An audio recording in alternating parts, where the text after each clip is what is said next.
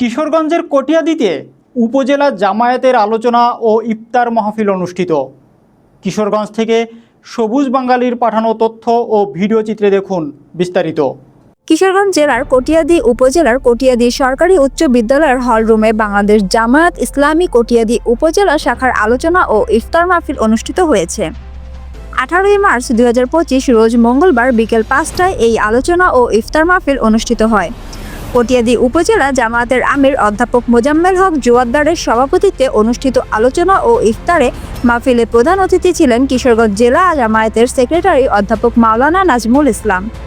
বিশেষ অতিথি ছিলেন কটিয়াদী উপজেলা বিএনপির সহ সভাপতি শফিকুর রহমান বাদল, কটিয়াদী উপজেলা বিএনপির সাধারণ সম্পাদক আরিফুর রহমান কাঞ্চন, কিশোরগঞ্জ জেলা জামায়াতের রাজনৈতিক সেক্রেটারি অধ্যাপক আজিজুল হক, কিশোরগঞ্জ জেলা জামায়াতের ইউনিট সদস্য অধ্যাপক রফিকুল ইসলাম, কটিয়াদী উপজেলা জামায়াতের নায়েব আমির সাইদুল হক বিএসসি, কটিয়াদী উপজেলা পরিষদের সাবেক ভাইস চেয়ারম্যান শফিকুল ইসলাম মোড়ল সহ ইসলামী ছাত্র শিবিরের নেতৃবৃন্দ উপস্থিত ছিলেন।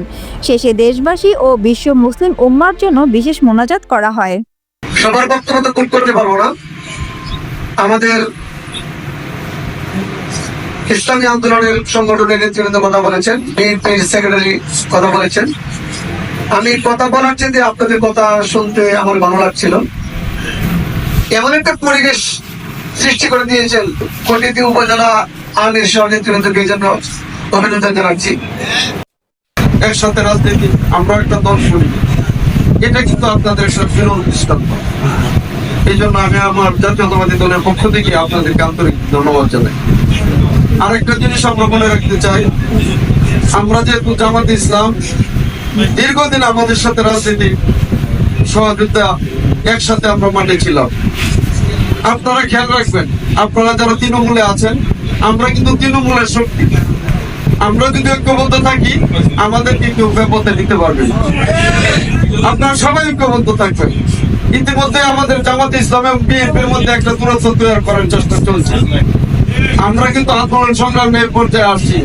আমাদের ভুলের কারণে আবার যদি বেশি উৎপত্তি হয় তাহলে এই খেসারত আমরা যেমন দিব এর চেয়ে বেশি আপনাদের দিতে হবে। অতীত আপনারাই দিচ্ছেন, আপনাদের অনেক নির্যাতন ভোগ করতে হয়েছে, আমাদের অনেক নির্যাতন ভোগ করতে হয়েছে। আমরা যেন অতীতকে ভুলে না যাই। কোনো ইফতারের আয়োজন করতে পারি নাই, কোন রাজনৈতিক সমাবেশের আয়োজন করতে পারি নাই। দীর্ঘ 17 বছর পরে আজকে আমরা বিভিন্ন রাজনৈতিক নেতাদের ইফতার মাহফিলে আজকে অংশগ্রহণ করতে পেরেছি। সেই হিসাবে আমাকে দুটি কথা বলার সুযোগের জন্য বাংলাদেশ জামাত ইসলামীর নেতৃবৃন্দকে আমার ব্যক্তিগত পক্ষ থেকে আমি অভিনন্দন জানাই। যেহেতু সংক্ষিপ্ত কথা বলা হয়েছে, আমি দুইটি বিষয়ে কথা বলতে চাই।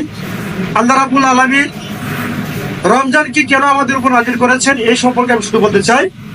আল্লাহ নিজে বলছেন লাআল্লাকুম তাত্তাকুন। যেহেতু আমরা রমজানে এসেছি আমাদের জন্য তাকওয়া অর্জনের মাস হিসাবে, আমরা কতটুকু তাকওয়া অর্জন করতে পেরেছি আমরা সবাই নিজেকে একটু আত্মসমালোচনা করব।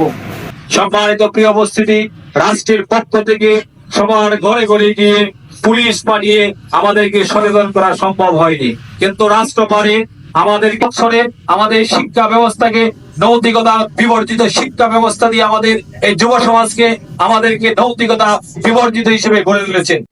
আমাদের সকলকে আখিরাতমুখী হওয়ার তৌফিক তুমি দান করো আল্লাহ। আমাদের দেশকে আল্লাহ এই স্বাধীন সময় বাংলাদেশকে তুমি ঐক্য এবং অটুট থাকার তৌফিক তুমি দান করো আল্লাহ, সমৃদ্ধি দান করো আল্লাহ। আল্লাহুম্মা তাকাব্বালনা, আল্লাহুম্মা তাকাব্বালনা, আমিন আমিন বিরহমাতিকা ইয়া আরহামার রাহিমিন।